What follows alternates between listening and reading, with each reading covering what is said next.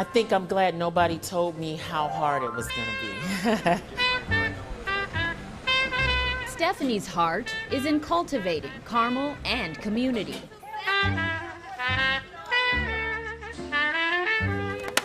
Every day, her brown sugar bakery cranks out an array of mouth-watering desserts, but it's the caramel cake that's the star of the show.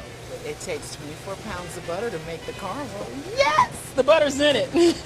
But the road to get here has been anything but smooth. Think about all the businesses that fail in other neighborhoods. You just don't get to see that in our community because you almost have to survive. If there's anything that's unfair, I think that, you learn from failure. And it's unfair that we don't get the chance to fail because they just say no. Sweet potato pie, brown sugar style. Banks wouldn't give her a loan, so Stephanie squeezed her savings and sacrificed. So this is wedding cake. In 2004, when she was ready for a storefront, she knew exactly where she wanted to be. 75th Street. What we are trying to develop on 75th Street is to bring more entrepreneurs, more businesses, so that we can occupy our neighborhoods. And what does that do? It brings jobs. Nearly half of black men between ages 20 and 24 in Chicago are out of work and out of school. That staggering statistic was in this report from the UIC Great Cities Institute. In the city of Chicago, joblessness among young people is chronic, it's concentrated, and it's comparatively worse than other major cities in the United States. Director Teresa Cordova points to the loss of manufacturing jobs, segregation, disinvestment, and barriers to employment for ex-offenders. The connection is clear, she says. Areas with high unemployment and higher rates of gun violence are one and the same.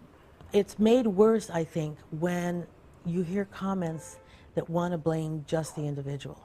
Well, it's an individual choice. When individual choice is so much shaped by what are the opportunities that are available to you. We focus too much on violence as the singular issue. If we start talking about home values and resources, retail, jobs, unemployment, those type of things would make a bigger difference. Author and journalist Natalie Moore works out of WBEZ's South Side Bureau, right next to Stephanie's Bakery. She says diverse commerce is a key ingredient for a thriving neighborhood. There is money to be spent in low income, lower income, middle income, upper middle income black neighborhoods. And we can do our shopping right here in our own community. In recent weeks, Mariano's grocery store has opened in the city's Bronzeville neighborhood. Are you guys ready? Starbucks and Whole Foods are now in Inglewood. No one retailer is going to change the neighborhood completely, but we've also seen 35 small Southside businesses be vendors in that store, which could mean that they're building brick and mortar stores in the neighborhood. It's trying to look at wealth creation. We've got to put energy and investment into rebuilding neighborhoods. We don't want revitalization to also mean displacement. And that's what a lot of people are worried about in Chicago. City Treasurer Kurt Summers is working to develop a $100 million fund to invest in neighborhoods in need. And the Bank Black movement encourages people to put their money into black-owned banks that have a vested interest in lending capital to the communities they serve. When money flows out of a place and it doesn't flow back in properly, that's when we find this lack or this feeling that there's not enough around. Tori Muhammad launched Black Chicago Eats to promote and support businesses like Brown Sugar Bakery. I love to talk about and promote restaurants and businesses like that because I know that their heart is not just in making a dollar, but their heart is in the community. But Stephanie also has to battle perceptions about safety.